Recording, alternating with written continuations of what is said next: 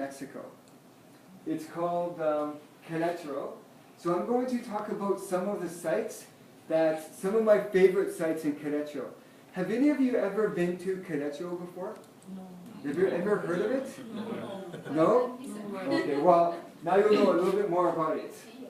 Okay, so this is Mexico, and this is where you will find Quretaro. It's right there pretty much in the middle of Mexico, just a little bit north of Mexico City. And for my presentation, I'm going to talk about 4 of my favorite sites. One of these are Atomi Women, the National Dance Festival in Mexico, the Aqueduct of Quretaro, and another place called the Penal de Bernal. Okay, if you could shoot it. Okay, so the Atomi women of this city is called Tezquisquiapan. It's a city where there's lots of Aboriginal women. And you can see here, number one, the people, they dress in very colorful dress. Okay, and they make crafts and they sell their crafts in the streets. These women are Aboriginals. Many of them don't have jobs, but they have their own businesses. Well, they will make things and they will sell these kinds of things to the tourists and to other people. Here you can see they often carry their children on their back, and they're, I can't remember, there's a name, I think it's called a serape. They have a serape, and they carry their children in the back. And often, they're always with their families, with their children, and their children actually help them make the products and sell the products too. Okay, next slide. One of the things, now, I don't know how to dance, but the people of Mexico, they're known for their dance. And this is a traditional dance in the city of San Miguel de Allende. And yeah, they have really wide, I wish I made a video, I didn't bring a video, but when they dance, I'm not sure if you've ever seen it. Yeah, they dance like that. And there's the men and the women dance together, and it's quite an amazing thing. Whenever I go to Mexico, I always make sure that I take videos of this type of dance. It's very traditional, and it happened, this type of dance is about 200 years old. Okay, next slide, please. This is my favorite thing of Quretaro. This is called the Aqueduct of Quretaro, and it's an amazing story. This is about 100 feet high, and it's about 20 kilometers long. And it pretty much goes throughout the city. And what happened was, there was a man, and I can't remember his name, I wrote it down, and I have no idea where the paper is. But he was one of the richest men in Mexico, right around, I would say about 1600. And he met this lady, he fell in love with her. Now the only problem was that this lady was a nun. And nuns in the Catholic faith cannot get married. So he loved her, and he was a very pious man, and so was she. And he thought, you know, I can't marry you. So what he did was, he thought of something that he could do to show his love for her. And what he did was, at the beginning of the aqueduct was his castle. At the other end of the aqueduct was where she lived, in the convent. And she was, it was very difficult for her to get water.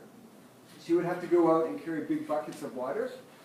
So what he did was, he spent a lot of money to build this aqueduct, which would carry water from where he was, 20 kilometers across the city to where she was, just so that she wouldn't have to carry water. And he said, you know what, we can never be married, because he said, you know, you belong to God, so I can't marry you. But I want to show my love for you in another way. So he made a way for her to get water without having to go out and carry lots of water. It's quite an amazing story, and it's an amazing sight that, again, whenever I go to Mexico, I always make sure that I take pictures of the aqueduct. Jamie, he's still your life? I'm sorry? He's still your life? No, this is about 1600, about 400 or 500 years ago. Okay. Yeah, so when that aqueduct was made, the city wasn't even there. It was just like an empty lot. Okay, now this is what they call the Peña Bernal. Peña de Bernal, actually. What do you think this is? Mountain. It's a mountain? Yeah. No, you know what? This is actually a big rock. Yeah. It's a rock. Yeah, it's not a mountain at all. It's actually a rock. And it's one of the, I think it's about, at the peak it's about 1,500 feet high. And along, maybe somewhere right around here, you're going to find it's like an altar for the Catholic faith. So many Catholics will walk up the mountain to pay homage to Mother Mary on the rock. And it's quite amazing. They have a trail now, but in the beginning there was no trail, and people would just walk up the trail. And so it was quite an amazing thing for those people. But it's 1,500 feet high, and it's one of the, I think it's the second largest rock in the world. And again, this is one of my favorite places. Right over here is a city, and the rock is just outside the city. So that's my presentation. Now, are there any questions about anything you've seen? No? Just, Okay, sure. yes. The mountain is one rock or a set of rocks? It's, well, you know what? Good question, too. Look, it's actually one rock, but then on the side there's other rocks. But this is one big rock. Yeah, one big rock. Sorry, Shika? Do we have tree in the rock? Trees? Yeah, there's around here there's trees, but only at the base. But up on the rock, yeah, there's nothing growing. Maybe a little bit of green here, but for the most part, it's just pure rock. The rock is stone. Yes, rock is a stone. And there's another name How to for grow the it. tree? The stone how to grow the tree? Yeah, not really. It's mainly just, yeah, but there's, yeah, it's a natural thing. We don't know how it got there. It's been there for, they say, hold on, 6 million years. It's about 6 million years old. So this is a very natural formation. Is it possible climb to top of rock? Type of rock? Top of rock. Climbing. Climbing. Yes. Whenever I go there, we always climb up the rock. Not to the very top, Yeah. but we climb up to right about here. Yeah, so go on top. maybe some people, but I would not. It looks, yeah, you can walk up. Okay. Yeah. So we walked up maybe to about here, but getting up there, it's very steep, so it's straight up. Maybe if you had some equipment, you could do that. But Like coming up here, you can do it, but up here, it's just straight up. rope tree? Yeah, Like, like with the rope. yeah. Yeah. Some people are like sitting, 2-3 people sitting there and go uphill. Yeah, but I wouldn't try it. We were, now when we were down here, when we were in the city, we were thinking, oh, we're going to climb that rock. But once you get off the rock, no, it's scary.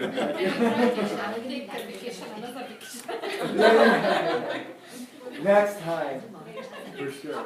But every time I go to Quretaro, the two things I see are the aqueduct. Well, because that's very close. It's right in the city. And then we usually go outside and we see this big rock. Okay, any other questions? Edith? Like you see, like traditional, like dancing, right? Yes. When the traditional dancing, that's celebration or just It's a celebration, and especially Mexico got their independence from Spain in 1810. So especially right around 1810, that's when they have lots of celebrations. And there are many dance contests, many different dance festivals. Dance is part of their culture. That's what they do. And they dress in, when they do these contests, it's very traditional clothing, very colorful, and it's always very, I would say one thing I would say about the culture is that it's very festive. Very festive. I think like many of your cultures, very. There's a word in Spanish. It's alegre. Alegre means very happy. And one thing I can say about the culture of Mexico is it's muy alegre, very, very happy, very festive, very happy people. Many of them, a lot of the people in Mexico are poor people, but even though they're poor, like when I was talking about the Atomi women, they're poor ladies, but they are super happy ladies. Very happy ladies, they're with their families, and that's all they care about. Very happy people though. Okay, so so dance festivals are all the time. How many languages they speak in Mexico? Well, the main language, the official language, is Spanish. English, some people speak English, and there's many Aboriginal languages, and I'm not sure how many there are. There's one called Mayan. It was one of the more common ones. There's quite a few. On Monday, I'll find out. For Monday, I'll let you know too, because there's many different. There's another one called Creole. Many Aboriginal languages. Yeah, and many of those ladies, they would speak Spanish. Creole is like French. Yeah, Creole. Because on the East Coast, there's some French influence too, as well. Also Creole is from Africa too. So, and there's actually some African influence in Mexico as well. So maybe that's where the Creole people. Yeah. How many population you find? The population of Mexico is 130 million people. Yeah, 130 million. So it's a lot more than Canada, and it's about 1/5 the size. So it's much smaller, but more than 3 times the population. You think Mexico place is dangerous or safe? Dangerous, Mexico? Particularly, it's a little bit dangerous. It's at the border. At the borders. We always fly into Mexico. One day we drove in and we had a problem at the border. So I like driving, so that's why we drove to Mexico. But now I will fly to Mexico over the border where it's safer. Yeah, like in this city, this is very safe, and the city with the aqueduct is quite safe too.